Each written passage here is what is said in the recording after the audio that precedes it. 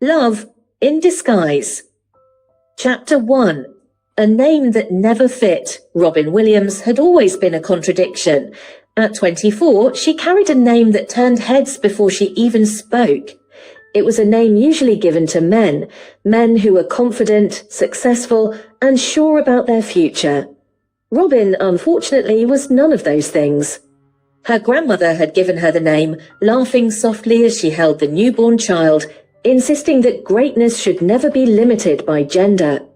The old woman had adored the actor whose name Robin now bore, and with that same affection she had passed it down, unaware that it would one day become both a disguise and a burden. Robin had grown into the name the way one grows into borrowed clothes, awkwardly, never quite comfortably, always adjusting. Yet there was something about her that made people pause. Perhaps it was the quiet softness of her features, inherited from her Korean mother. Clear skin, expressive eyes, a delicacy that seemed almost out of place beside her distinctly Western name. Or perhaps it was the way she carried herself, not with boldness, but with a careful, thoughtful restraint. She was easy to overlook, and yet difficult to forget. Her father, however, had never been confused about who she was supposed to be. From the moment she could understand words, her life had been outlined with precision. Law school, corporate training, then, eventually, the inheritance of his automobile empire. It was a future built on steel and certainty, designed long before she had ever discovered the quiet joy of holding a pencil. Robin still remembered the first time she had drawn something that felt alive. She had been 6, sitting cross-legged on the floor, sketching the folds of her mother's dress with clumsy fascination. The lines had been uneven, imperfect, but to her they had felt like magic. Her father had looked at that drawing once, only once. "That's a hobby," he had said, placing it aside, "not a life." Years later, standing in the vast silence of his office, Robin realized she had been holding her breath her entire life. "Law applications open next month," her father said without looking up from his documents. "I've already arranged recommendations." Robin's fingers tightened around the strap of her bag. "I don't want to study law."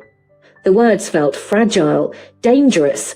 They lingered in the air longer than they should have. Her father finally looked at her. There was no anger in his expression. That would have been easier. Instead, there was disappointment. Cold, controlled, absolute. "You don't want to?" he repeated. Robin swallowed. "I want to study design." Silence, then a quiet, dismissive breath. "Design," he said, as though the word itself lacked weight. "You mean drawing clothes? It's not just drawing. It is not a profession for you." The interruption was calm, final. Something inside her shifted, not loudly, not dramatically, but permanently. That night, Robin packed a single suitcase. No grand farewell, no confrontation, just a quiet decision made in the stillness of her room. If she stayed, she would disappear. And she wasn't ready to do that. Not yet. Springfield did not welcome her. It tested her. The city was beautiful in the way something distant always is. Untouchable, indifferent. Its streets were filled with elegance, its buildings rich with history, its people moving with purpose Robin had yet to find. Days turned into weeks, weeks into something heavier. Rejection became routine. No experience, no references. Not what we're looking for.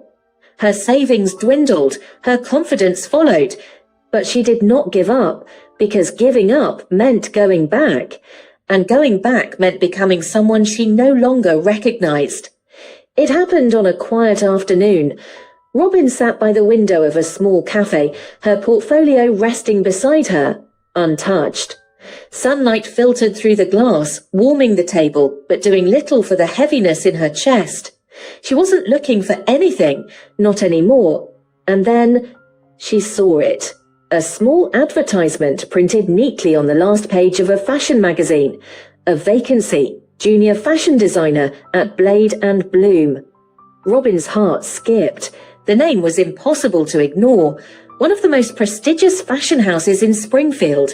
Bold, unforgiving, legendary. At its helm, Bianca Blade. A woman known as much for her brilliance as for her ruthlessness. They called her the Razor.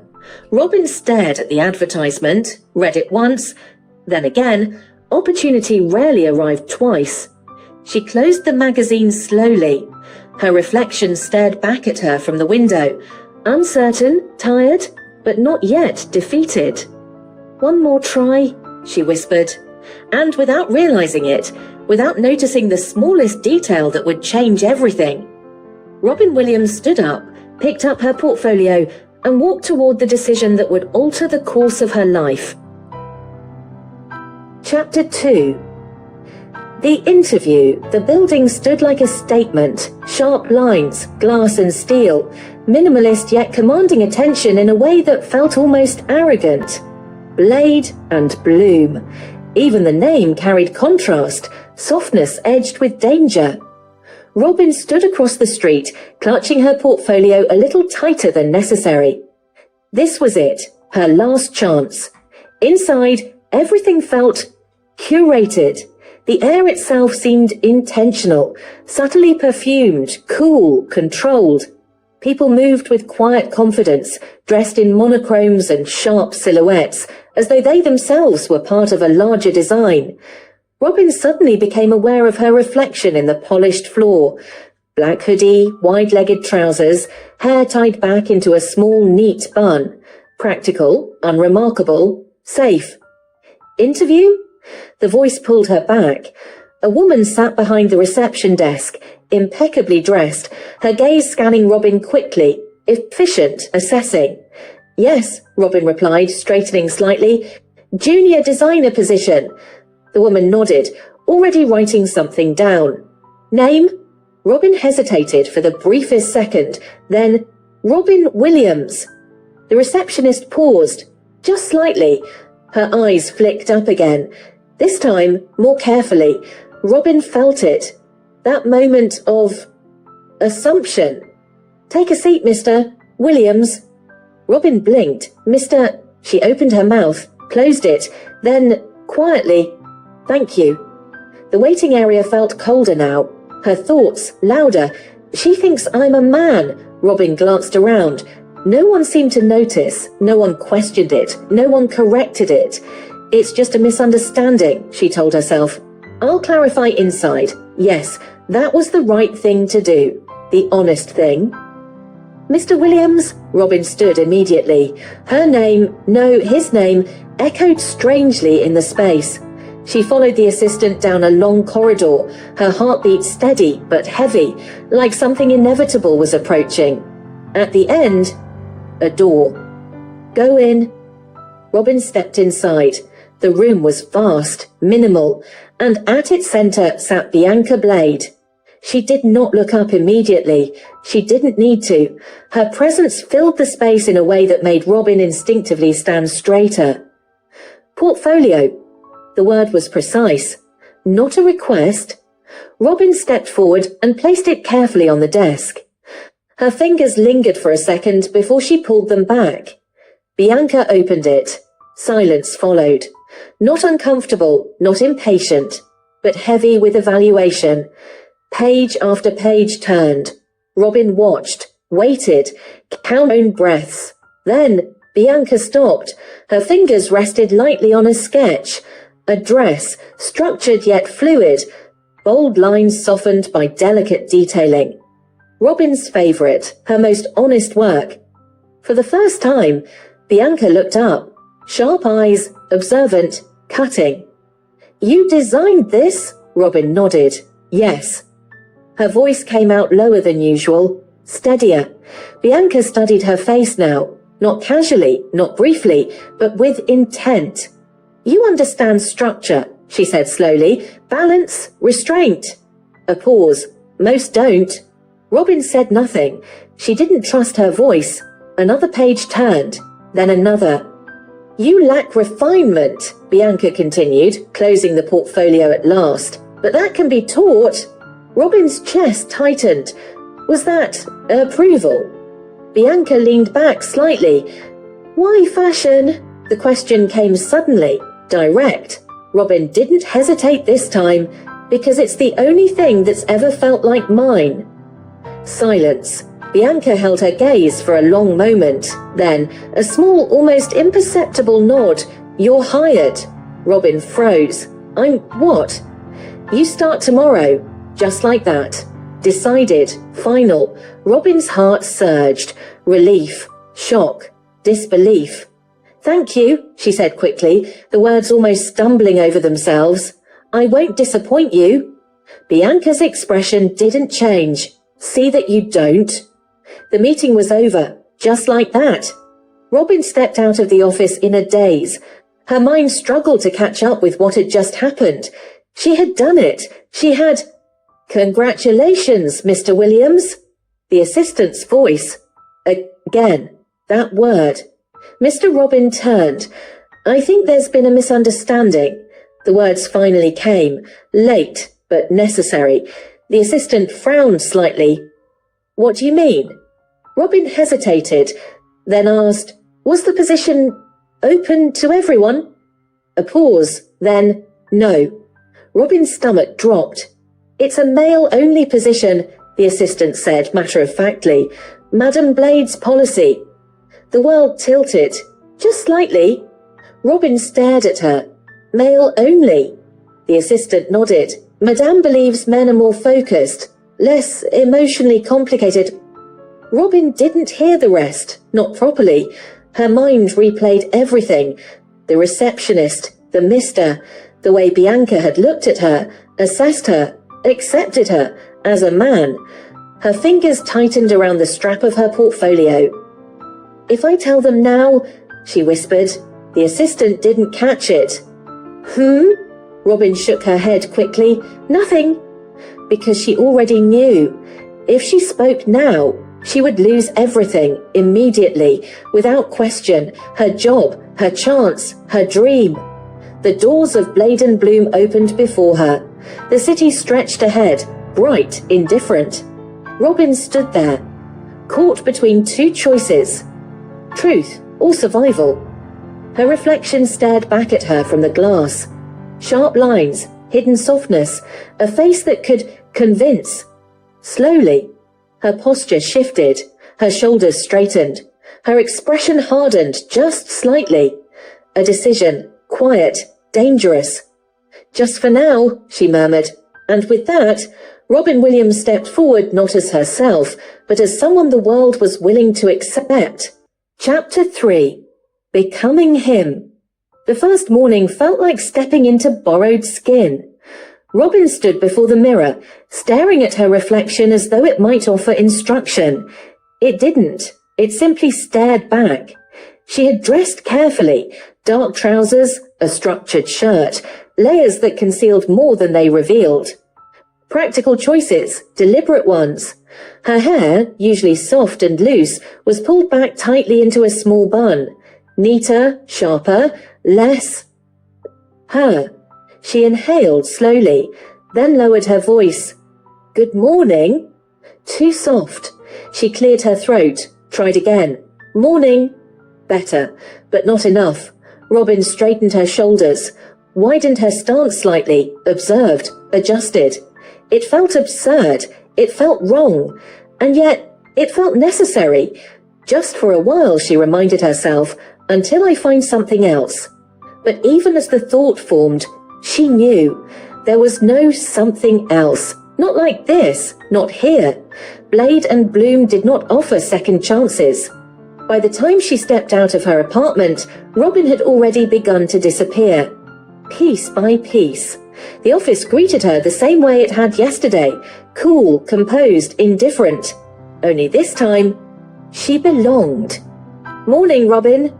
A colleague passed by, offering a brief nod. No hesitation, no doubt. Robin returned it. Morning. Her voice held. Steady, convincing. It worked. Her desk had been prepared. Clean, minimal, efficient. Sketching tools arranged with quiet precision. A stack of briefs waited, clipped neatly together. Expectations. Already. Robin sat down, exhaled slowly, then picked up her pencil. For a moment, everything else faded. Lines formed, ideas flowed, fabric took shape in graphite and imagination. Here, she didn't have to pretend. Not bad.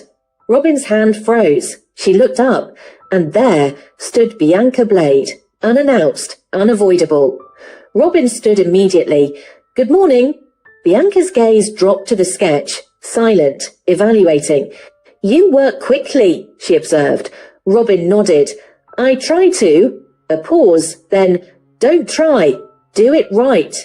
Robin straightened slightly.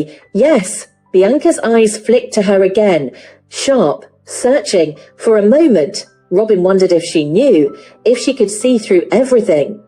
But Bianca said nothing. "Meeting in 10 minutes, she said instead. "You'll present this." Robin blinked. Present?" Bianca raised an eyebrow. "You were hired to design. That includes speaking." Robin's pulse quickened. Presenting meant attention. Attention meant scrutiny. "Yes," she said anyway, because there was no other answer. Bianca left without another word. Robin sat down slowly. Her heart was racing.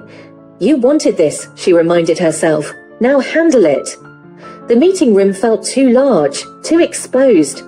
Robin stood at the head of the table, her sketch displayed before a small group of designers, each one more experienced, more confident, more certain.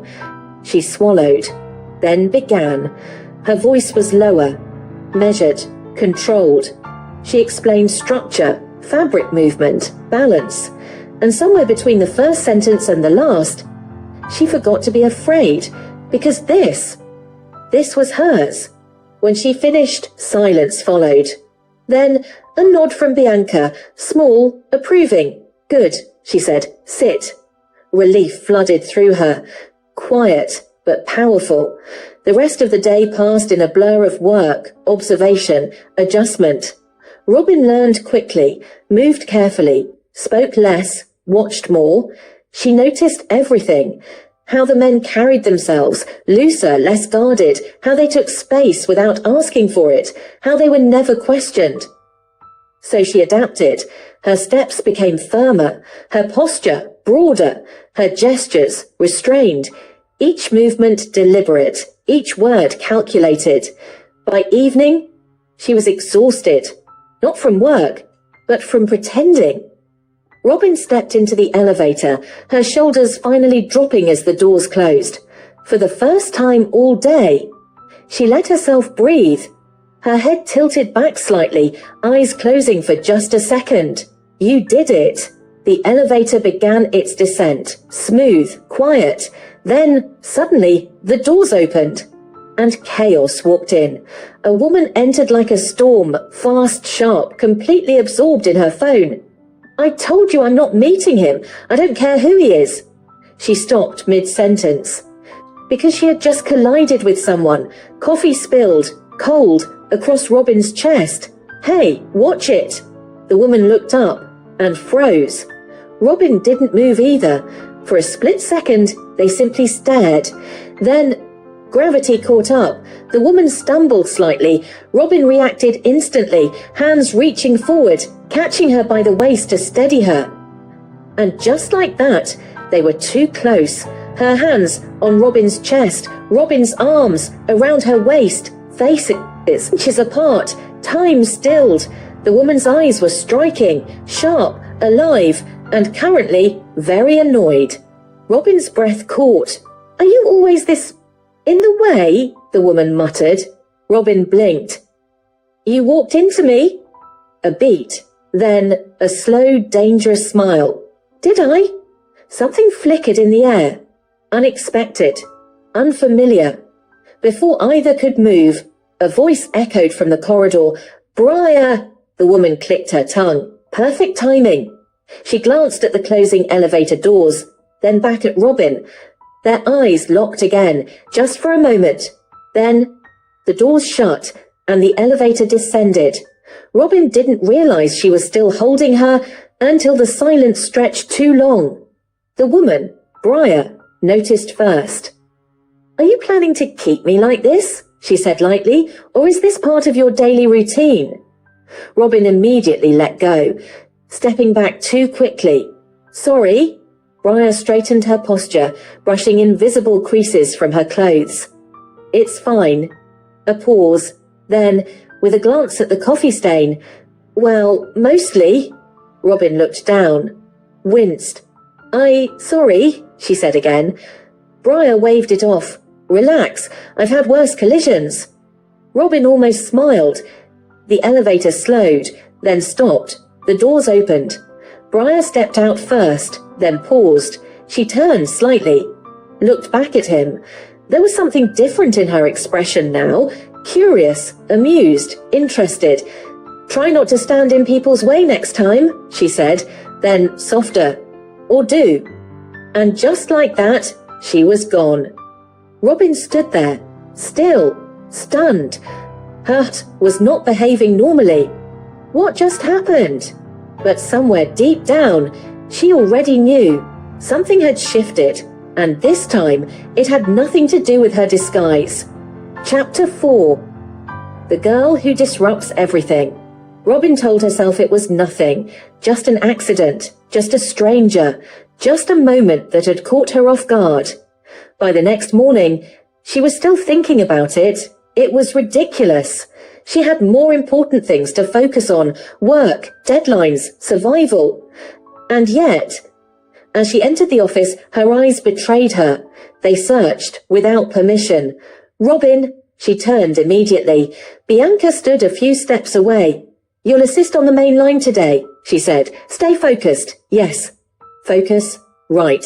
Robin sat at her desk, forcing her attention onto the sketches before her. Lines, structure, fabric flow, control. Big news, someone whispered nearby. Another voice responded, barely contained excitement. She's here. Robin frowned slightly. Who? The answer came quickly. The office shifted, not dramatically but noticeably. Conversations softened, postures straightened, attention turned. And then she walked in. Briar Rose Blade. Robin recognized her instantly. Of course she did. That energy was impossible to mistake. Today she wasn't a storm. She was something more dangerous, controlled, elegant. Dressed in sharp, effortless style, Briar moved through the office like she owned it. Because she did. She's Madame's daughter, someone murmured. The future of Blade and Bloom. Robin's grip on her pencil tightened. Of course she is. Briar paused mid-step. Her gaze swept across the room, brief, uninterested, until it stopped. On him, recognition sparked instantly, followed by something slower, more deliberate. A smile, small, dangerous. Robin looked away, immediately. Focus. Footsteps approached, unavoidable. Well, Briar's voice came, smooth and amused. If it isn't the human obstacle. Robin looked up despite herself. You spilled coffee on me. Briar tilted her head. Technicalities. A pause. Then her gaze softened slightly. Not kinda, just curious. You work here? She said, not a question. Yes. Briar's eyes flicked over her again, quick, assessing. Something unreadable passed through her expression. That was it. No explanation, no reason. Just, interest. She turned and walked away. Robin exhaled slowly. That should have been the end of it. It wasn't, because from that moment on, Briar started appearing, not always near, not always obvious, but often enough. Too often, Robin noticed, even when she tried not to. Sometimes Briar would pass by her desk, just slowly enough to glance at what she was working on. Sometimes she would stand across the room, watching, not hiding it, not explaining it either. And every time, Robin felt it, that strange unsettling awareness, something about this guy. Briar couldn't place it. She leaned against a glass partition one afternoon, watching him sketch. The way he held the pencil, the way he paused before finishing a line, the way his focus narrowed into something almost delicate. Interesting, she murmured. Her assistant stepped beside her. You mean Robin Williams joined 3 months ago? Briar didn't look away. Efficient. Very talented too. Madam seems quite impressed. A pause. Briar's gaze sharpened slightly. Something didn't add up. He didn't move like the others, didn't carry himself the same way. There was a subtle difference. In posture, in stillness, in restraint, not weakness. No, something else, something she couldn't define. And that bothered her, because Briar Roseblade didn't like mysteries she couldn't solve. So she did what she always did. She got closer. Robin? He looked up. Instant reaction. Too quick. Yes?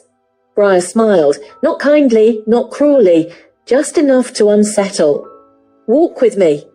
That wasn't a request. Robin stood, reluctantly, carefully. They walked in silence for a moment, side by side, too aware of each other. You avoid me, Briar said casually. I don't. You do. Robin kept her eyes forward. I'm working. Briar let out a soft laugh. Everyone here is working. A pause. Yet they manage basic human interaction. Robin didn't respond. Briar stopped walking. Robin had no choice but to stop too. Look at me? Robin hesitated. Then did. Big mistake. Because Briar was closer than expected. Much closer. Her eyes searched his face again. Carefully. Slowly. You're strange, she said. Robin blinked. Thank you. Briar smiled. There it was again, that flicker of something playful, dangerous. I haven't figured you out yet. Robin's heartbeat quickened. You don't need to, she said. Too fast. Briar's eyebrow lifted slightly. Don't I? Silence. Something passed between them again, unspoken, unsettling. Then Briar stepped back. For now, she said lightly, and walked away, leaving Robin standing there with a rising sense of unease. Because this was dangerous. Not the job, not the lie. Briar, and the way she looked at her, like something worth uncovering. Chapter 5. The Offer. Briar told herself it was curiosity, nothing more. That was what she called it the first few days. Then a week passed, and she was still watching him. There was something off about Robin Williams. Not obvious, not loud, but persistent. The way he avoided her, too deliberately. The way he carried himself, controlled, almost careful. The way his eyes flickered away whenever she looked too closely. It wasn't disinterest. That much Briar knew. It was something else. And Briar did not like unanswered questions. So when she saw him that Sunday evening, she noticed immediately. Robin sat at an open-air restaurant across from a young woman. They were close, comfortable, familiar. Briar slowed her car. Just slightly, not my concern. She drove past. 3 seconds later, she stopped. What am I doing? Yet she was already turning back, parking, stepping out. From a distance, she watched. They weren't acting like lovers. No stolen glances, no restless energy, no tension, just ease, warmth, something quieter. Robin smiled, softly, genuinely. Briar's chest tightened, unexpectedly. Is this jealousy? She frowned. That made no sense. He's just a random guy. And yet, her eyes didn't move. The two stood, exchanged a brief hug, then parted ways. Briar exhaled, slowly. That should have been the end. It wasn't, because when Robin walked away, she followed. Not close, not obvious, just enough. This is ridiculous, she muttered under her breath. But she didn't stop. Robin reached her apartment, unlocked the door, went inside. Briar stood across the street. Still, she didn't know why she was there, didn't know what she expected to find. Minutes passed. Then a delivery boy arrived. He rang the bell. The door opened, and Briar forgot how to think, because standing there was Robin, but not Robin. No structured posture, no guarded expression, no carefully constructed presence. Hair loose, slightly damp, a towel draped casually over her head. A bathrobe wrapped around her body, soft, unfiltered, feminine. Briar blinked, once, then again. What? Her mind scrambled. Twin sister? No. Impossible. Then what? Before she could process further, her feet moved. She crossed the street, walked up to the door, pressed the bell. One ring, inside, movement. The door opened. Robin looked up and nearly jumped. You? Briar leaned casually against the doorframe, as if she hadn't just shattered reality. Nice look, she said, her eyes sweeping over Robin, slow, deliberate, amused. Robin froze, then panicked, then tried to shut the door. Briar stopped it with one hand, effortless. Now, she said calmly, stepping inside. This is interesting. Wait, no, you can't just... Too late. Briar was already inside, looking around, taking everything in, then turning back to her. Silence. Robin stood there, completely exposed, not physically but worse.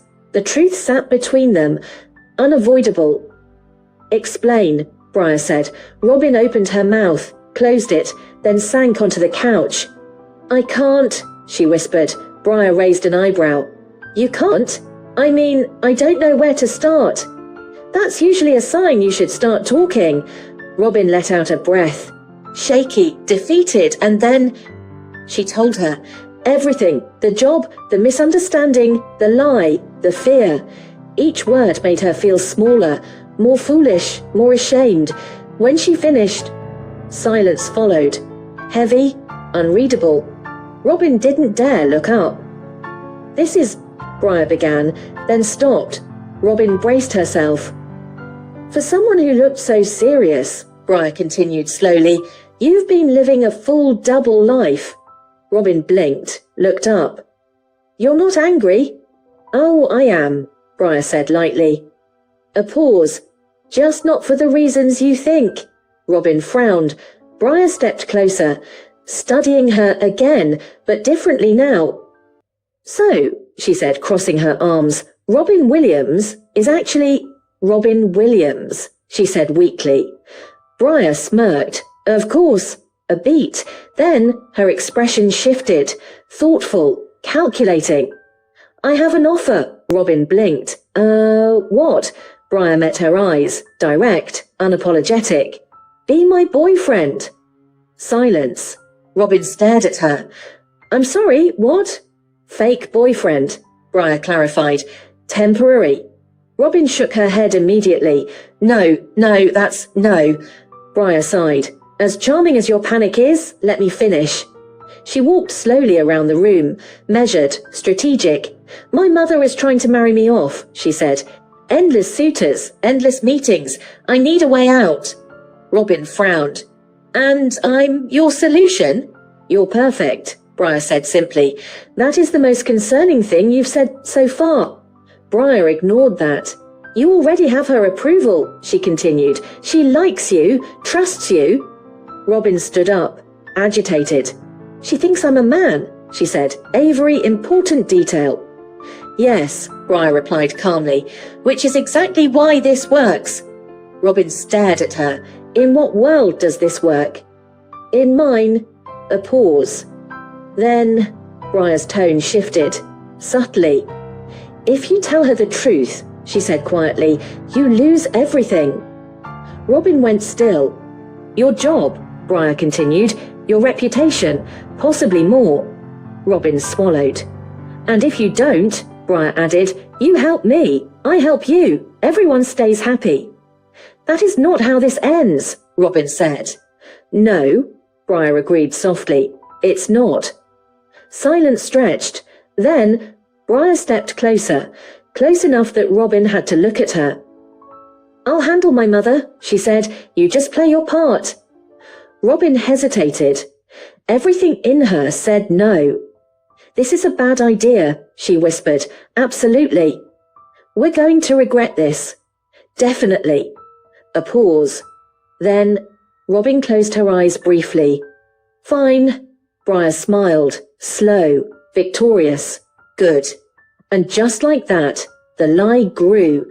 Bigger, more dangerous, more impossible to escape, but neither of them walked away. Chapter 6. Acting in Love. It began the next morning, without rehearsal, without preparation. Robin walked into the office knowing two things. She had agreed to something reckless, and she had no idea how to do it. Relax, Briar murmured as she passed by her desk, not even looking at her. Just follow my lead. That was not reassuring. The first act happened before Robin could brace herself.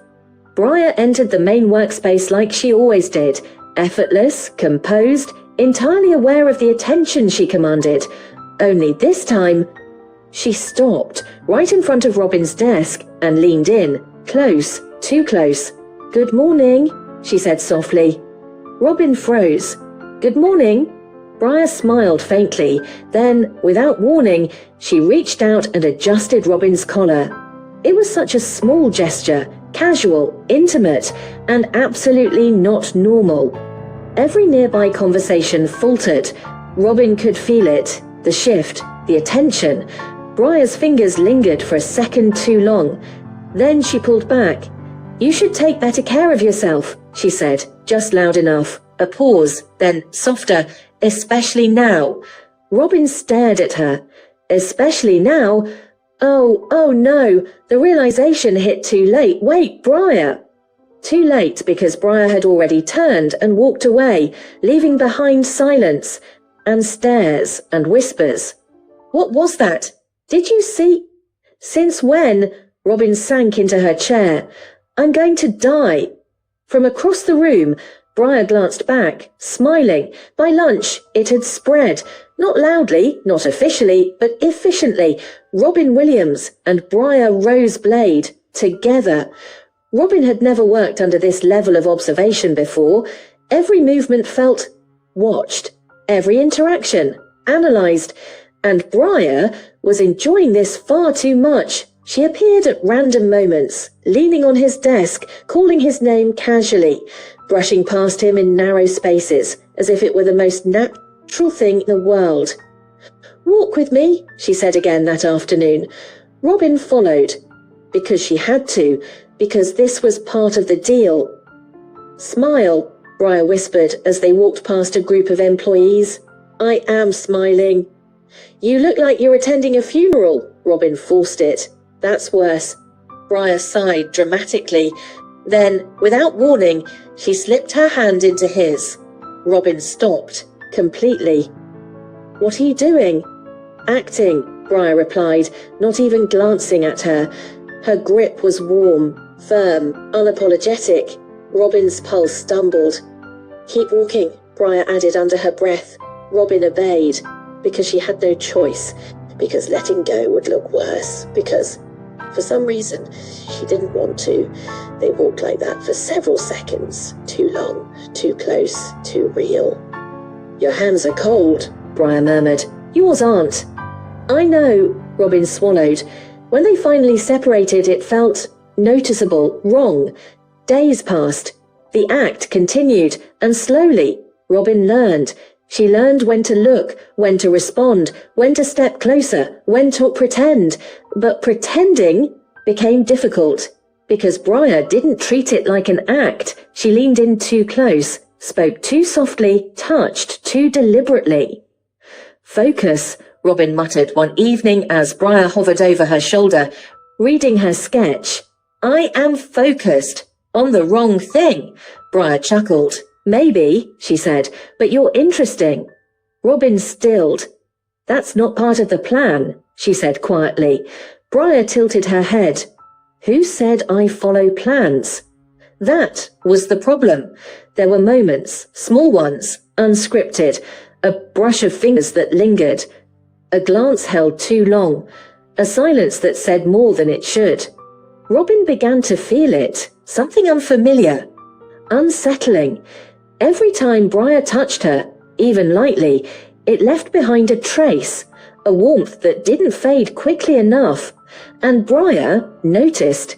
She noticed the way Robin stiffened, the way her breath hitched, the way colour rose to her cheeks, and she used it, shamelessly. "You blush easily," Briar whispered once, leaning far too close. "I don't. You do. I don't. You're doing it right now." Robin turned away immediately. "Stop." Briar smiled, satisfied. By the end of the week, the story had reached exactly where it was meant to. Bianca Blade. Robin knew the moment it happened, the shift in the air, the sudden quiet, the way conversation stopped when she entered the room. Bianca stood at the far end, watching, not openly, not obviously, but enough. Robin's chest tightened. She knows, or at least she suspects.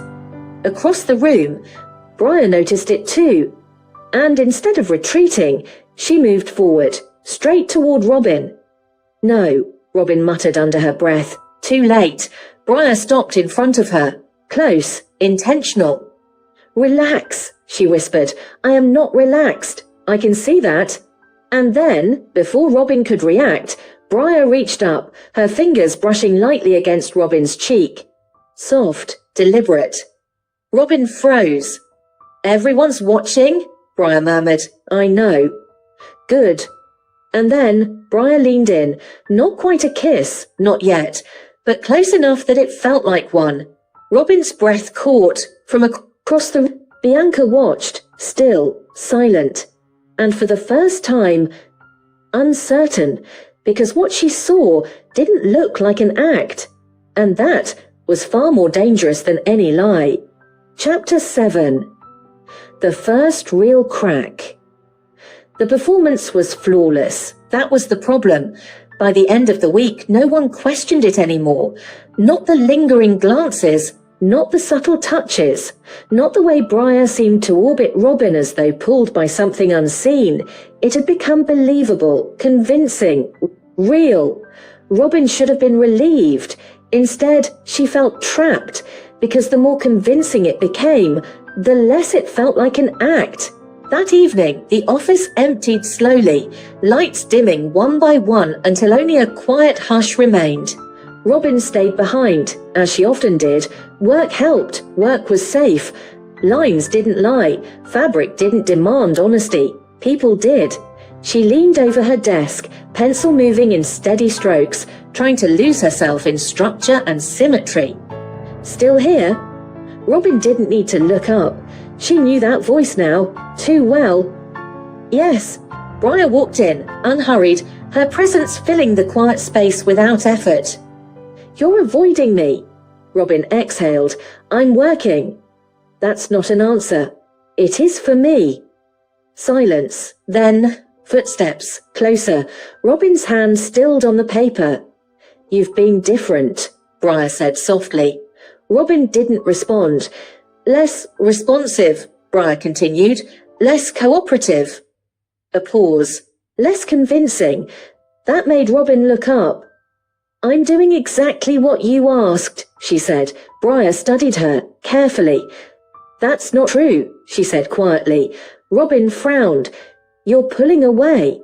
The words landed too accurately. "I'm not," Robin replied quickly. Too quickly. Briar's gaze sharpened.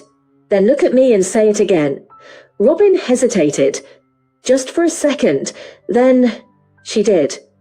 "I'm not pulling away." A beat. Briar stepped closer. "Liar." Robin's breath hitched. "Everything about you is controlled," Briar continued, her voice low, steady. "Your voice, your posture, your reactions." Another step. Closer now. "But not this." Her hand lifted, hovered, then rested lightly against Robin's wrist. Robin froze. "Your pulse," Briar murmured. "It betrays you." Robin pulled her hand back. Too quickly. "That doesn't mean anything." "Doesn't it?" Silence stretched. Robin turned away. "This is exactly why I said this was a bad idea," she muttered. "Because you're uncomfortable?" Briar asked. "Yes." "Or because you're feeling something you don't want to?" That hit too close. Robin looked at her again. "You're overthinking this," she said. "No," Briar replied softly. "I'm noticing." Another step. "Tell me something, Robin," she said. Robin's breath slowed. "Careful." "What?" Briar's eyes held hers, unflinching. "Is any of this real for you?" The question lingered. Heavy, dangerous. Robin didn't answer, couldn't, because the truth would ruin everything. "Yes," she said instead. The lie came easily, too easily. Briar's expression didn't change. "Which part?" she asked quietly. Robin hesitated. "All of it." Silence. Something shifted in Briar's gaze. Not anger, not disappointment. Something quieter, uncertainty. "Then prove it," Robin frowned. "How?" Briar didn't answer immediately. She stepped forward, closing the distance between them. Slowly, deliberately, giving Robin time to move, to stop her, to step away. Robin didn't. Their breaths mingled, close enough to feel. "Stop me," Briar whispered. Robin's fingers curled at her sides. She didn't move, didn't speak, didn't stop her. That was answer enough. Briar lifted her hand, tilting Robin's chin slightly. Her touch was gentle, but certain. Robin's eyes flickered shut, just for a moment. And then, Briar kissed her. Soft, at first, almost questioning. Robin went still, her mind blank, her body not, because despite everything, despite the lie, despite the fear, she felt it. Warmth, shock, something deeper, unfamiliar. And then, something inside her gave in. Her hand lifted, rested lightly at Briar's waist. The kiss deepened. Not hurried, not desperate, but real, terrifyingly real. For that moment, there were no roles, no disguises, no expectations, just them. When they pulled apart, the silence returned, but it had changed. Robin stepped back first. That shouldn't have happened. Briar watched her. "Why not?" "Because this isn't real." Briar tilted her head slightly. It didn't feel fake. Robin looked away. "It has to be." A pause. Briar studied her for a long moment, then stepped back. "Right," she said lightly. Too lightly. The distance between them returned. But something had broken, or perhaps something had finally begun. Chapter 8. The Point of No Return. The kiss did not happen again. That was the rule, unspoken, mutually understood, and completely ignored by everything that followed. Robin threw herself into work, fiercely, relentlessly. If she kept moving, kept thinking, kept designing, she wouldn't have to think about it. About the way Briar had looked at her, about the way it had felt, about how, for a moment, she had forgotten to pretend. "Robin?" She looked up, too quickly.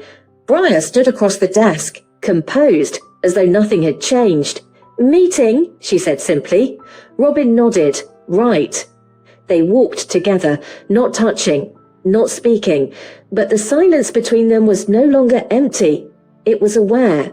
If Robin thought distance would fix things, she was wrong, because Briar didn't retreat. She adapted, less obvious in public, more deliberate in private. A glance held a second longer, a word spoken softer than necessary, a presence that lingered, just enough to be felt. And Robin felt all of it, which made everything worse.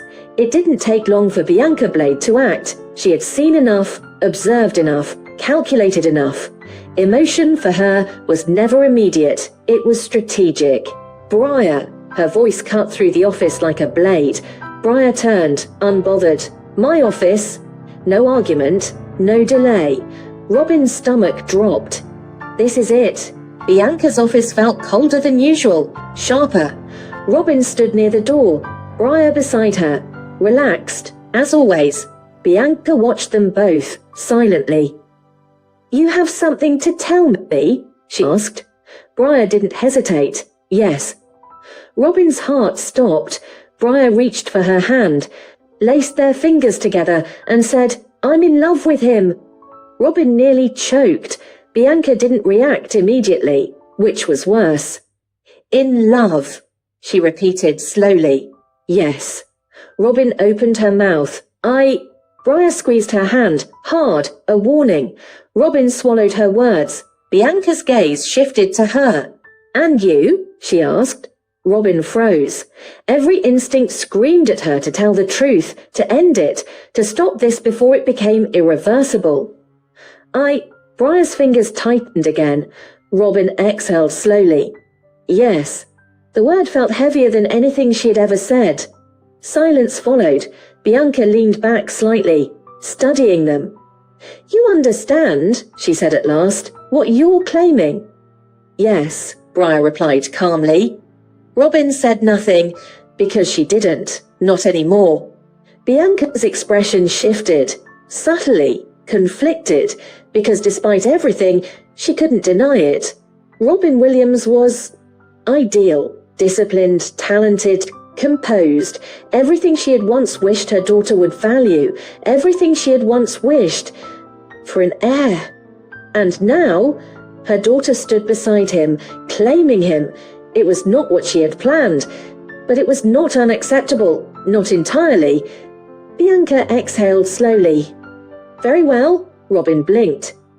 Very well, Briar echoed. Bianca's gaze sharpened. If this is real, she said, you will treat it as such. A pause. No games, no distractions. Briar nodded. Of course. Robin felt faint. Then we proceed properly, Bianca continued.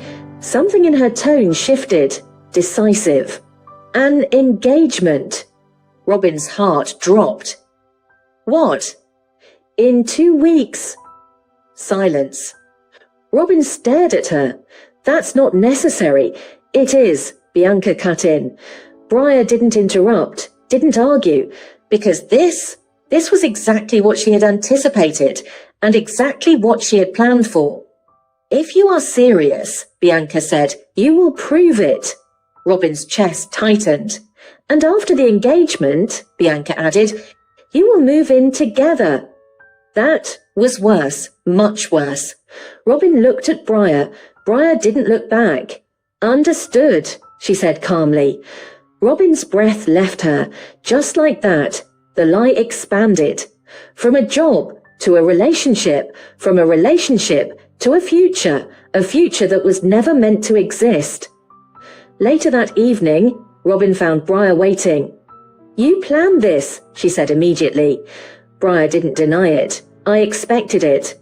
This is insane. Yes. Engagement? Robin ran a hand through her hair. Living together? Do you hear yourself? Briar stepped closer. It's temporary. That's what you said before. And I meant it. Robin shook her head. This is too much. Then what do you want to do? Briar asked quietly. Robin opened her mouth, then stopped, because the answer wasn't simple. Tell the truth? Briar suggested. Robin flinched. Lose your job, your career, everything you've worked for. Silence. Briar's voice softened. Or trust me. Robin looked at her. That's the problem, she said quietly. I do. Something flickered in Briar's eyes, brief, unsteady. Then stay, she said, a pause. Just until I fix this. Robin exhaled slowly. And if you don't? Briar held her gaze. I will. Robin hesitated, then nodded, because she had already gone too far to turn back. Because somewhere along the way, this had stopped being just about survival and started being about her. 2 weeks, that was all it took for everything to change. Chapter 9. The Engagement. Robin had never liked attention, yet that evening it found her, effortlessly, relentlessly. The hall shimmered with quiet luxury, soft lights, muted conversations, elegance woven into every detail, and at the centre of it stood Robin Williams, tailored in a soft pink suit of her own design. Structured, refined, deceptively gentle. Her chest was bound tightly beneath the fabric, her posture carefully trained, her expression controlled. From a distance, she looked impeccable. Up close, she felt like she was suffocating. Her fingers brushed the cuff of her sleeve. A nervous habit, hidden well. This isn't real. She repeated it silently, again and again, until the room shifted. A quiet murmur passed through the guests. Subtle but unmistakable, Robin looked up and forgot how to breathe. Briar had arrived, dressed in a soft blue gown that seemed to move like light itself. She stepped into the room with a presence that silenced everything around her. She wasn't just beautiful, she was impossible. For a moment, even Briar forgot her role, because standing there, Robin looked dangerously convincing. Sharp lines, quiet confidence, a softness hidden beneath restraint, like something carefully crafted, and dangerously easy to believe. Their eyes met, and everything else faded. Robin's heart stumbled. This is a mistake. Briar walked toward her, slowly, deliberately. "Try not to look so terrified," she murmured under her breath as she reached her. "I'm not terrified," Robin replied. "You look like you're about to run." "I might." Briar smiled faintly. "Don't." And just like that, they were no longer two people pretending. They were a picture, a story, a lie. Everyone wanted to believe. The ceremony was brief, too brief. Robin barely registered the voices, the movement, the presence of others. All she could feel was Briar beside her, close, warm, real. "Your hand," Briar whispered softly. Robin realized she hadn't moved. She extended it, slowly. Their fingers brushed, a spark, brief but undeniable. The ring slid into place, a simple gesture, a permanent weight. Robin swallowed. Then it was her turn. She took Briar's hand. For a moment, she hesitated, because suddenly this didn't feel like acting. It felt like crossing something irreversible. "Robin," Briar murmured. Robin blinked, returned to herself, and placed the ring on her finger. Applause followed, soft, elegant, distant, because neither of them heard it. They were still looking at each other, too long, too closely, as if, for a second, they believed it. Late that night, the performance ended, or at least it should have. Briar's condo was vast, modern, immaculate, too quiet. Robin stepped inside slowly, her suitcase already placed neatly near the entrance. "So, this is home now," Briar said casually, slipping off her heels. Robin nodded. "Temporary, of course." Neither of them sounded convinced. Briar gestured toward the hallway. "Your room's there, mine's next door." Robin exhaled. Relief, distance, safe. "Good night," Briar added. "Good night." The door closed. Silence returned, but it didn't feel empty. It felt charged. Sleep didn't come easily for either of them. Robin lay awake, staring at the ceiling. Her mind replayed everything. The ring, the way Briar had looked at her, the way she had felt. This isn't real. And yet, it lingered. Too vividly. Morning came too quickly. Robin stood in front of the mirror, bandage in hand, routine, control, distance. She began wrapping it carefully around her chest, tightening, flattening, erasing. A habit now, a necessity. The door opened, without warning. "Good morning." Briar stopped. Robin froze. For a full second, neither of them moved. Then, both reacted at once. "Don't look." Too late. Robin turned sharply, grabbing the shirt nearby and pulling it toward her chest. Briar stood by the door, completely still. Then, very slowly, a smile formed. "Oh," she said softly, "this explains a lot." Robin's face burned. "You're not supposed to just walk in?" "I forgot to knock," Briar replied, holding up the coffee cups as if that justified everything. "It doesn't." "It kind of does." Robin turned away, fumbling with it. "This is not funny." "It's a little funny." "It's not." Briar stepped closer, uninvited, unapologetic. Robin stiffened. "You've been hiding this all along?" Briar murmured. Please stop talking. Briar didn't. Her gaze lingered. Not mocking, not careless, curious, appreciative, and that was worse. You're blushing again, she noted. I'm not. You are. I'm not. Briar laughed softly. Relax, she said, setting the coffee aside. Then, to Robin's absolute horror, she reached for the bandage. Let me help. No? Yes. Briar. Too late.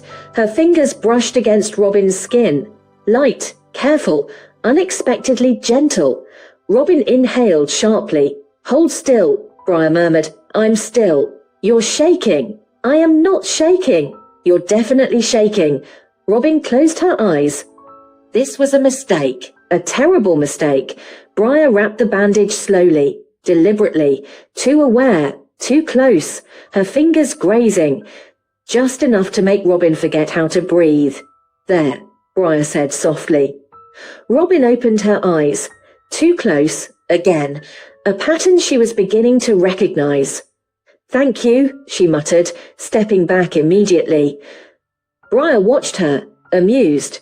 You're very easy to fluster. Robin grabbed her shirt. Please leave. Briar smiled. After breakfast. No, after breakfast. And just like that, she turned and walked out, leaving Robin alone, flustered, embarrassed, and far too aware of everything that had just happened. This is getting out of control, and deep down, she knew it already had. Chapter 10.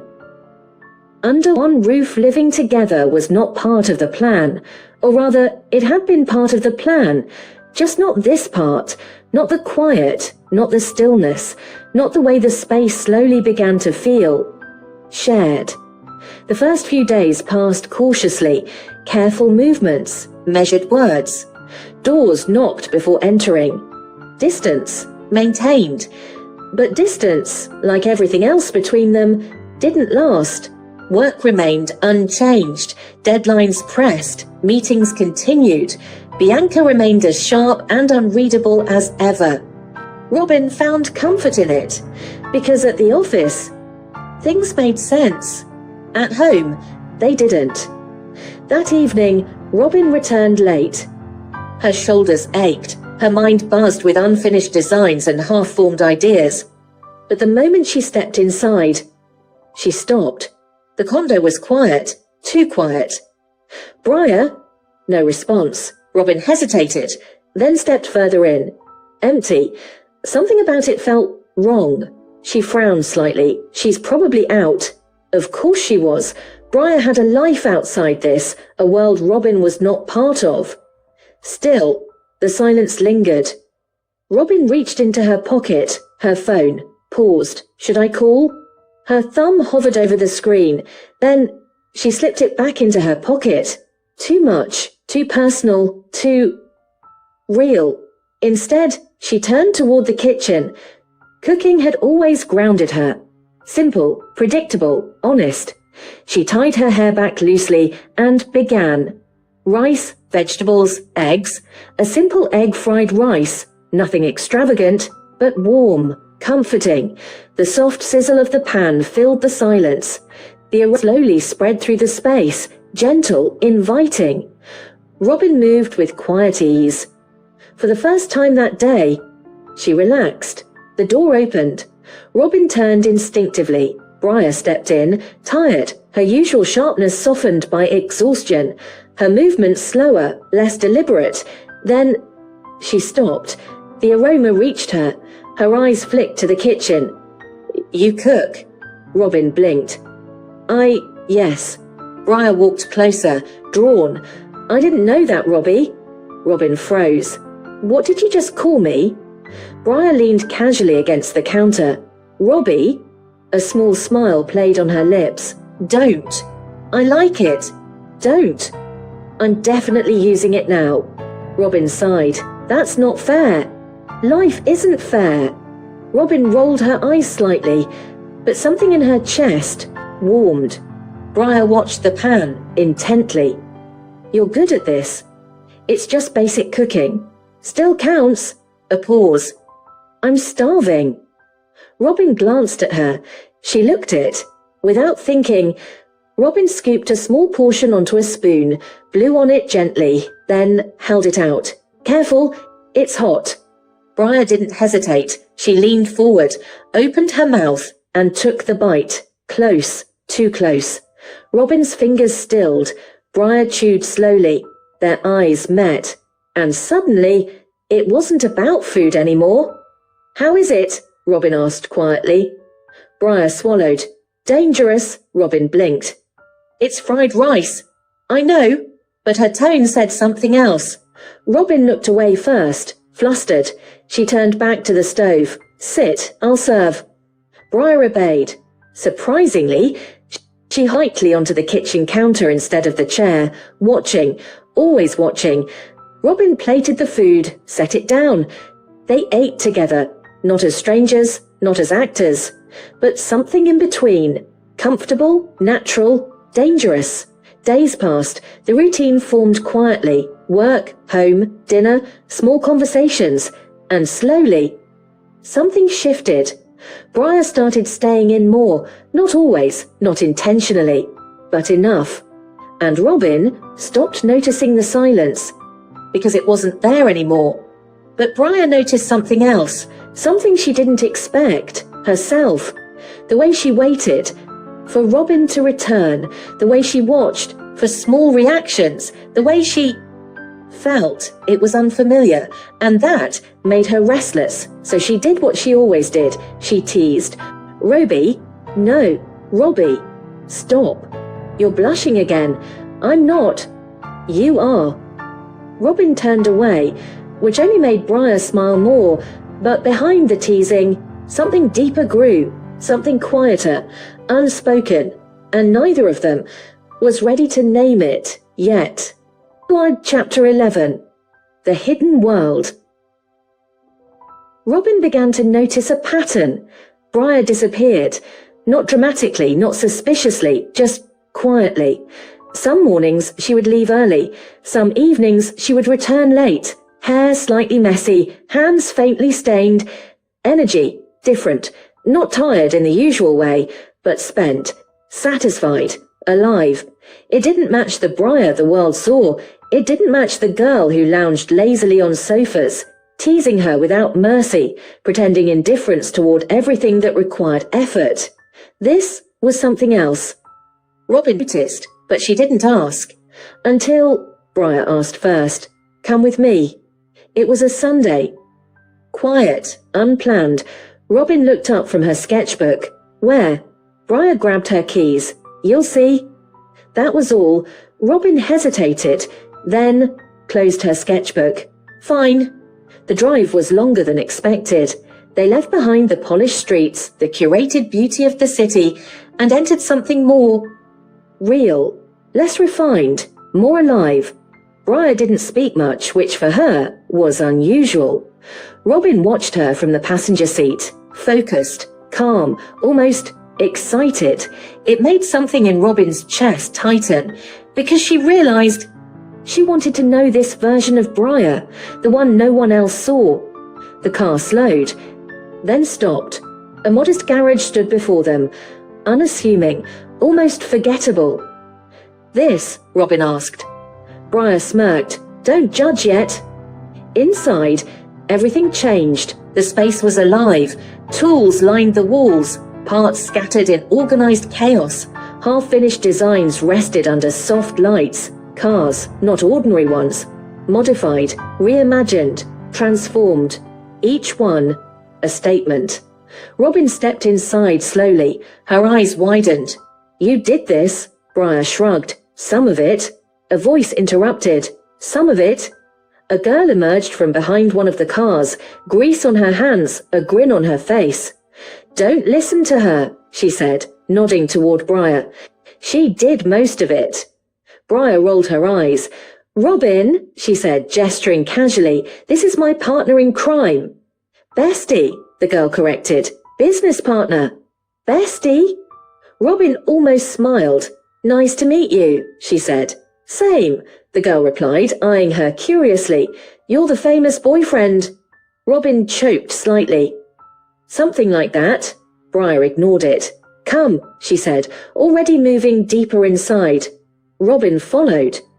This is what I actually care about, Briar said, her voice quieter now. No teasing, no performance, just truth. Robin looked around again. She saw it now.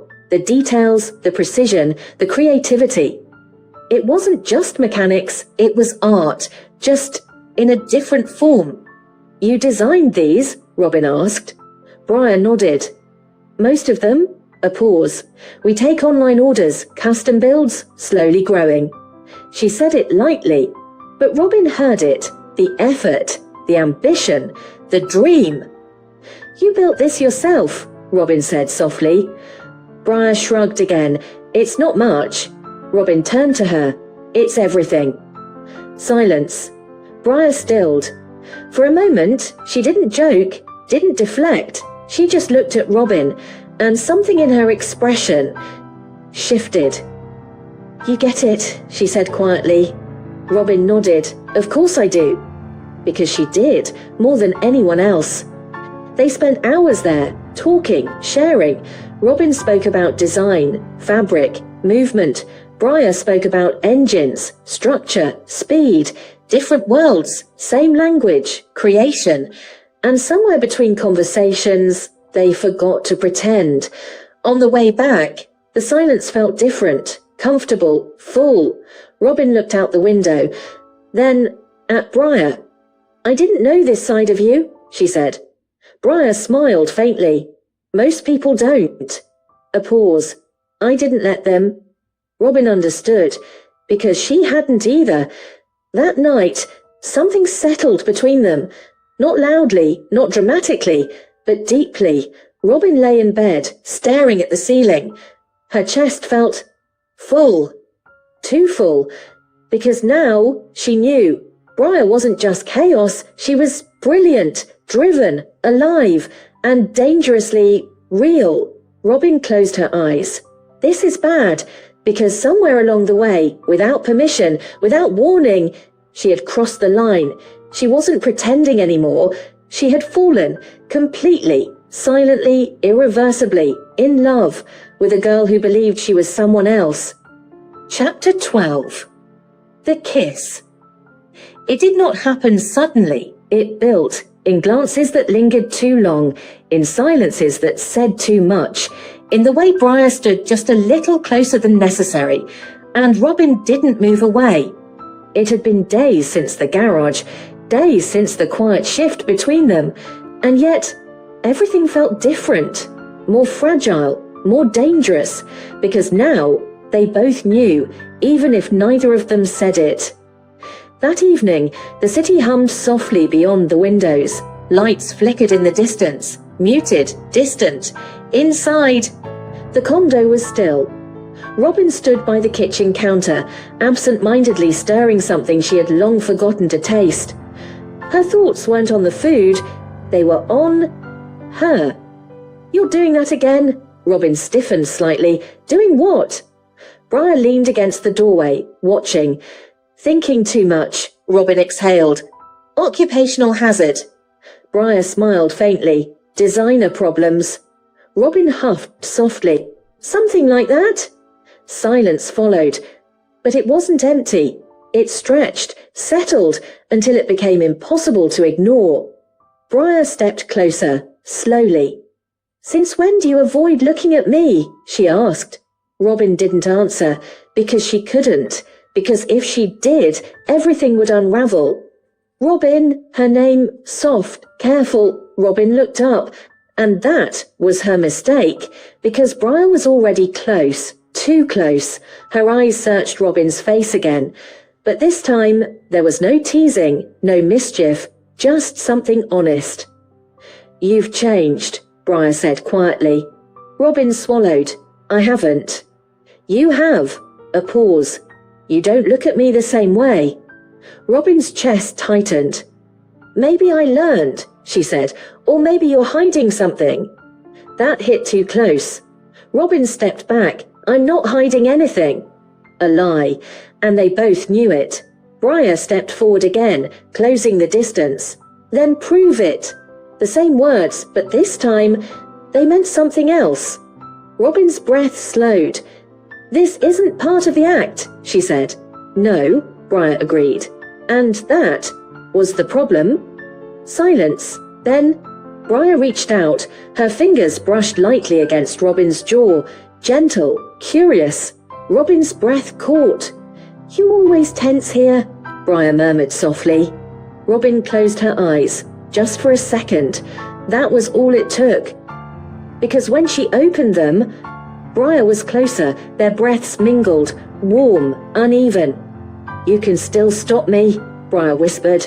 Robin didn't move, didn't speak, didn't stop her, because this time she didn't want to, not anymore. Briar's hand slid from her jaw to the back of her neck, pulling her closer, and then she kissed her. Not hesitant this time, certain. The contact sent a sharp electric warmth through Robin's chest.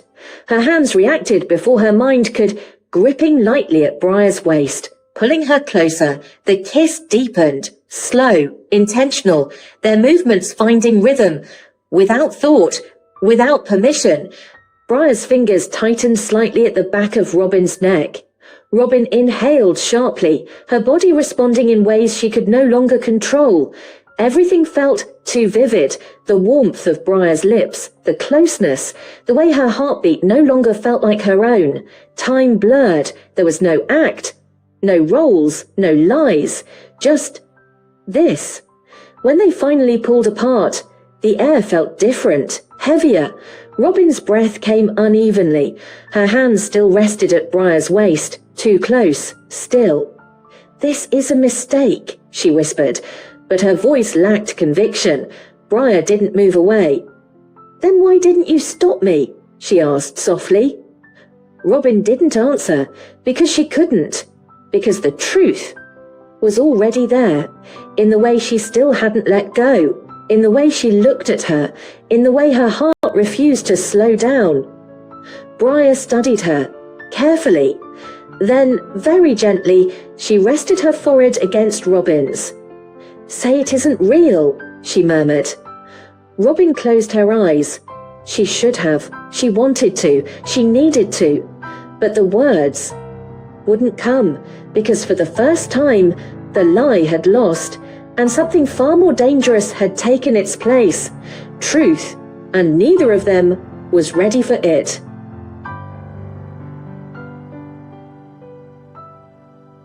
Chapter 13. The Breaking Point. Happiness, Robin realized, was a fragile thing. It arrived quietly, without warning, and left the same way. For a few days, everything felt steady, dangerously so. The tension between them had softened, not disappeared, but changed. Briar no longer teased as much, not about that. Her touches, still deliberate, were gentler now, less performative, more real, and Robin stopped pretending not to feel it, which was exactly why it had to end, because something like this was never meant to last. It happened on a morning that felt ordinary, too ordinary. Robin stood at her desk, reviewing sketches, when she felt it. The shift, the silence. It moved through the office like a ripple, subtle but unmistakable. Conversations stopped, eyes turned. Robin looked up, and her world tilted. A man stood at the entrance, tall, composed, impeccably dressed, familiar, too familiar. Her breath caught. "Dad." The word barely left her lips, but it didn't need to. He had already seen her, and beside him stood Bianca Blade, expression cold, unreadable. This wasn't a visit, this was a confrontation. "Robin Williams," her father's voice cut through the room, not loud, but sharp enough to silence everything. Robin felt her legs move before she told them to. Toward him, toward the inevitable. "What are you doing here?" she asked quietly. He didn't answer immediately. Instead, his gaze moved over her, assessing, judging, and then he laughed, a short, humorless sound.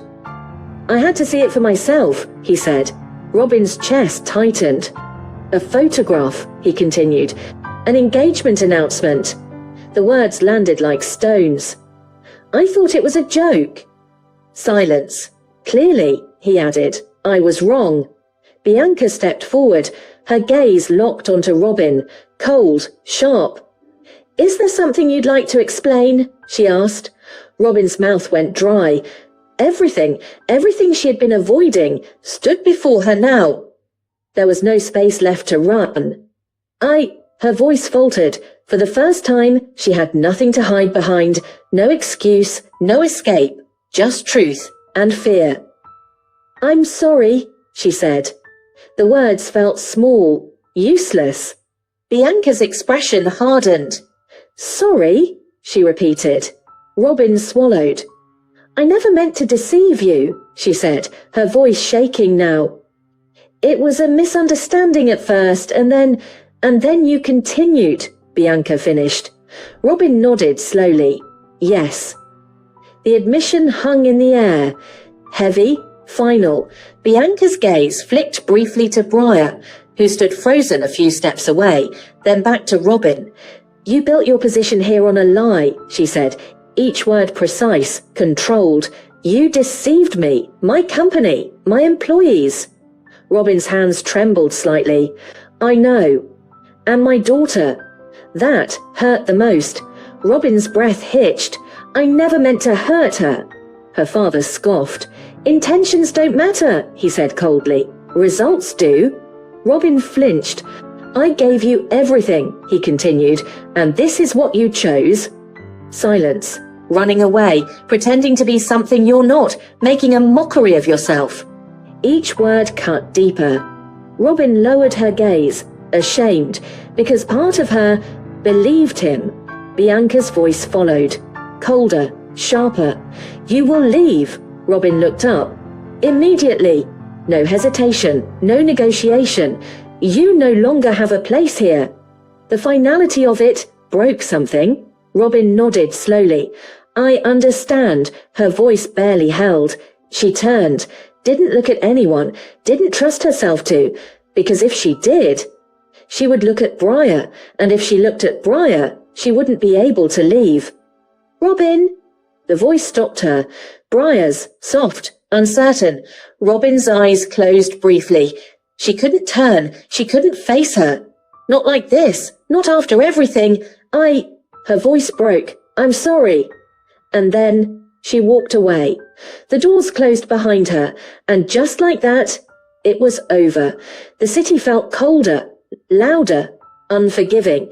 Robin walked without direction, without purpose.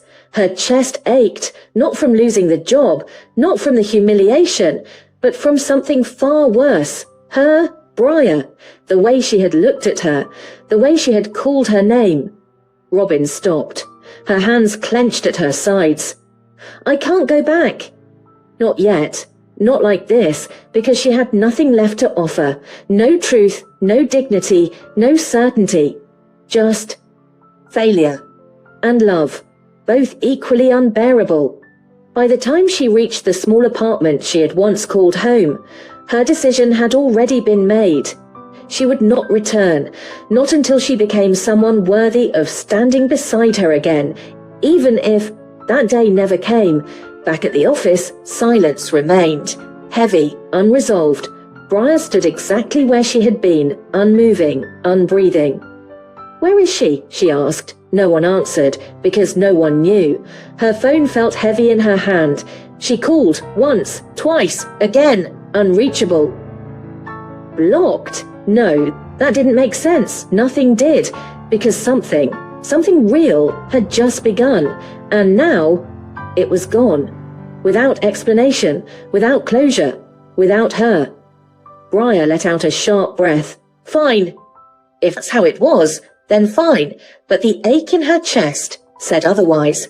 Days passed, then weeks, then months. No calls, no messages, no answers. Only silence and questions that refused to fade. Briar threw herself into work, into the garage, into anything that didn't feel like waiting, because waiting felt like losing, and she refused to lose, even if she already had. Chapter 14. 5 years later. Time did what it always does. It moved forward, indifferent, unforgiving. And yet, it changed everything. 5 years later, Robin Williams was no longer invisible. Her name carried weight now. Recognition, respect, magazine covers, runways, interviews, youngest fashion designer of the year. The world admired her. Her father no longer looked at her with disappointment. Instead, there was pride, quiet, measured, but real. She had done it. She had built something of her own, from nothing, from failure, from loss. Everything she had once dreamed of now belonged to her, and yet something was missing. Her apartment overlooked the city, elegant, minimal, perfect, and completely empty. Robin stood by the window, a glass of untouched water in her hand. The city lights shimmered below, alive, endless, but she felt none of it, because success didn't fill the silence. It only made it more noticeable. She had tried to forget, to move on, to bury that part of her life as something temporary, a mistake. But it refused to stay buried, because it hadn't been a mistake, it had been real. And she had walked away from it. Briar. Even now, the name felt dangerous. Robin closed her eyes briefly. 5 years, and still, she remembered everything. The way Briar laughed, the way she teased, the way she looked at her when she thought no one else was watching, and the way she had called her name that day. Robin exhaled slowly. I didn't deserve to stay. The words felt familiar, worn, but they didn't hurt any less. She had never reached out, not once. Because what would she say? I lied to you. I left you. I wasn't strong enough to stay. None of it sounded like something worth returning for, and yet she couldn't let go, which was why sometimes when work brought her close enough, she went there, quietly, without announcement, without intention to be seen. The garage had changed, expanded, refined, no longer small, no longer hidden. Now, it carried a name, a presence, a reputation, a company. Robin stood across the street, watching, not for long, never for long, just enough to feel something. And then she saw her, Briar, standing near one of the cars, hair slightly shorter, posture sharper, presence stronger. She had changed, grown, become someone formidable, and yet still the same, still her. Robin's chest tightened, a familiar ache. 5 years, and nothing had changed, not where it mattered. Briar laughed at something her partner said, easy, unforced, and for a moment, Robin allowed herself to imagine what it would have been like to stay, to fight, to not run away. Her fingers tightened slightly at her side. I should go. She said it every time, and every time. It took longer to leave, because standing there, in the quiet distance, she didn't have to face anything. Not the past, not the truth, not her. But today felt different, heavier, because for the first time, Robin didn't just want to watch, she wanted to walk across that street, to stand in front of her, to say something, anything, an apology, a truth, a confession, something that had been waiting for 5 years. But her feet didn't move, because fear was still stronger. Robin looked at her one last time. Next time, she whispered it softly, like a promise, or an excuse. Then she turned and walked away, not knowing that this time there wouldn't be a next time, because some distances don't stay one-sided forever. Chapter 15. The Reunion. This time, Robin didn't get far. Running away again? The voice struck her, clean, precise, unavoidable. Robin froze. For a moment, she thought she had imagined it, but her heart knew better. Slowly, she turned, and there she was. Briar. Closer than she had ever been in 5 years. Real, not across the street, not through glass, right there, looking at her. with eyes that held 5 years of unanswered questions. Robin's breath caught. Nothing came out because nothing felt enough. Briar stepped closer. "You've improved," she said coolly. Robin blinked. "What?" "At disappearing." The words weren't loud, but they carried weight. Robin swallowed. "I didn't mean to." "Don't," Briar cut her off. "Don't start with that." Her voice was steady. Too steady, which meant it wasn't. Robin felt it. The anger, the hurt. "I looked for you," Briar continued. Robin's chest tightened. "I called, I waited." A pause. "And then I stopped." That hurt more than anything else. Robin looked down. "I thought it was better," she said quietly. "For who?" The question came immediately. Robin didn't answer because there was no good answer. "Do you have any idea," Briar said, her voice tightening now, "what it's like to be left like that?" Robin closed her eyes briefly. Yes, because she had lived with it too, every day. Then why?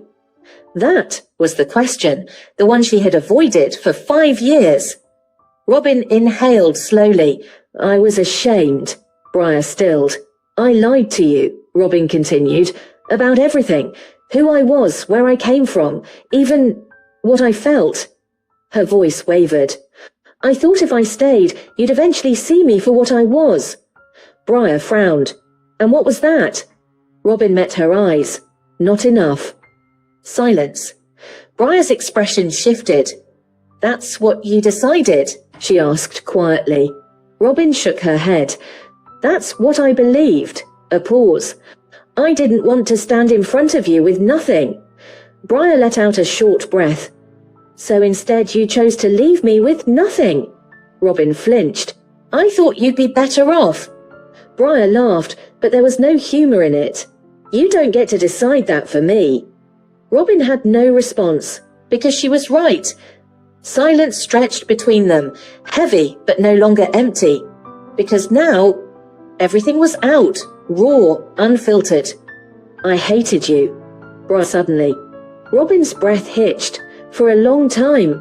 A pause, and then "I didn't." Robin looked at her. "I just missed you." That broke her completely. "I missed you too," Robin whispered. Briar studied her, long, carefully. "As who?" she asked softly. Robin didn't hesitate this time. "As myself. No disguise, no lie, just her." Briar stepped closer. "So which one is that?" Robin exhaled. "Robin?" A small, almost broken smile. Just Robin." Silence. Then Briar reached out. Her hand caught Robin's wrist. "Familiar. Too familiar." "You know," she said quietly, "for someone who ran away for 5 years." Robin's heart pounded. "You came back to the same place." Robin let out a soft breath. "I never really left." That was the truth. Briar searched her face.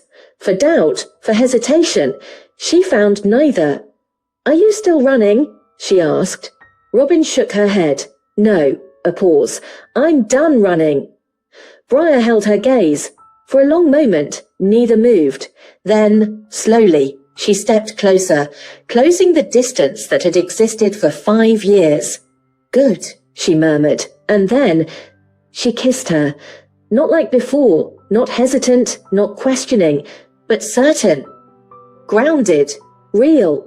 Robin's hands found her waist again, like they had always belonged there. The world around them faded. No lies, no roles, no fear, just truth. And this time, Robin didn't pull away. When they parted, neither stepped back. "So," Briar said softly, her lips still close to Robin's. "What now?" Robin smiled faintly. "Now, I stay." A pause. "If you'll let me." Briar raised an eyebrow. "You think I chased you down just to say no?" Robin let out a quiet laugh. Something light, something free, for the first time in years. "Come on," Briar said, taking her hand. Robin blinked. "Where?" Briar smirked. "You're finally going to see the garage properly." Robin let herself be pulled forward. No hesitation this time, no fear, because this time she wasn't walking away, and as they stepped forward together, the past stayed where it belonged, behind them,